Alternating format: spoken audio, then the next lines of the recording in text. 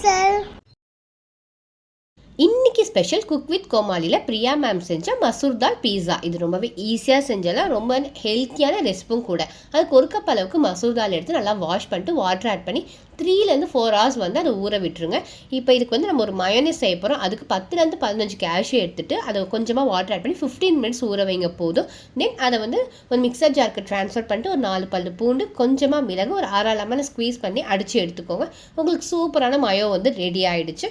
So next வந்து பீஸா sauce நாமளே ready பண்ண போகிறோம். அதுவுமே ரொம்ப குயிக்காக செஞ்சிடலாம். அதுக்கு ஒரு பேனில் ஆயில் சேர்த்துட்டு பொடியாக இருக்கிற பூண்டு, வெங்காயம் சேர்த்துக்கோங்க. 5-10 நிமிஷத்துக்கு அப்புறமா தக்காளி, இன்றைக்கி நான் 3 தக்காளி எடுத்திருக்கேன், அடித்து ஆட் பண்ணியிருக்கேன். ஸோ உங்களுக்கு வந்து இன்னும் எக்ஸஸாக பீஸா சாஸ் வேணும்னா நீ எக்ஸஸாக ஆட் பண்ணிக்கோங்க. அந்த தண்ணி கொஞ்சம் வற்றினதுக்கு அப்புறமா உப்பு தேவையான அளவுக்கு பார்த்து ஆட் பண்ணிவிட்டு இன்னும் கொஞ்சம் கெட்டியானதுக்கு அப்புறமா ரெட் சில்லி ஃப்ளேக்ஸ், ஆரிகானோ, கொஞ்சமாக பெப்பர் பவுடர், 2 ஸ்பூன் அளவுக்கு சர்க்கரை, கெச்சப் வந்து ஒரு 3-4 ஸ்பூன் ஆட் பண்ணிக்கோங்க. உங்களுக்கு ரொம்பவே நல்லாயிருக்கும்.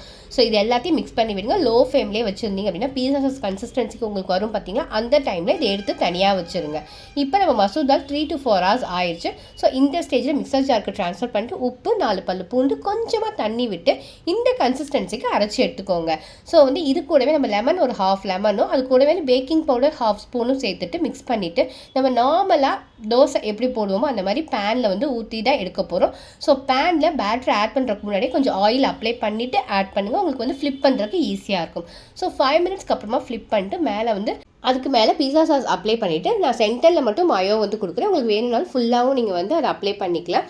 தென் டாப்பிங்ஸ் வந்து உங்கள் விருப்பத்துக்கு நீங்கள் ஆட் பண்ணிக்கலாம். இன்றைக்கி நார்மலான டாப்பிங்ஸ் வந்து வெங்காயம், அப்புறம் தக்காளி, கேப்சிகம் மட்டும் ஆட் பண்ணியிருக்கேன். நீங்கள் இதில் வந்து மஷ்ரூம், அப்புறம் வந்து மேம் வந்து அந்த ரெசிபி வந்து டோஃபு வந்து தந்தூரி ஸ்டைலில் பண்ணி வச்சுருந்தாங்க. ஸோ நீங்கள் அதை கூட ஆட் பண்ணிக்கலாம். அது கூடவே சீஸ் அப்ளை பண்ணிவிட்டு ஃபைனலாக கொஞ்சமாக ரெட் சில்லி ஃப்ளேக்ஸும் ஆரிகானோவும் ஆட் பண்ணி க்ளோஸ் பண்ணி ஒரு 5-10 minutes வச்சு எடுத்தீங்க அப்படின்னா ரொம்பவே உங்கள் கிட்ஸுக்கெல்லாம் ரொம்ப பிடிக்கக்கூடிய ரொம்ப ஹெல்த்தியான மசூர் தால் பீஸா ரெடி. கண்டிப்பாக ட்ரை பண்ணி பாருங்கள். ரொம்பவே டேஸ்டியாக இருந்துச்சு. இன்னும் என்ன மாதிரி ரெசிபி வேணும் அப்படிங்கிறது எனக்கு மறக்காமல் கமெண்ட் பண்ணுங்கள். தேங்க்யூ ஃபார் வாட்சிங். அஸ்ஸலாமு அலைக்கும். பண்ணுங்க, சப்ஸ்கிரைப் பண்ணுங்க. தேங்க்யூ. அச்சாத்தி.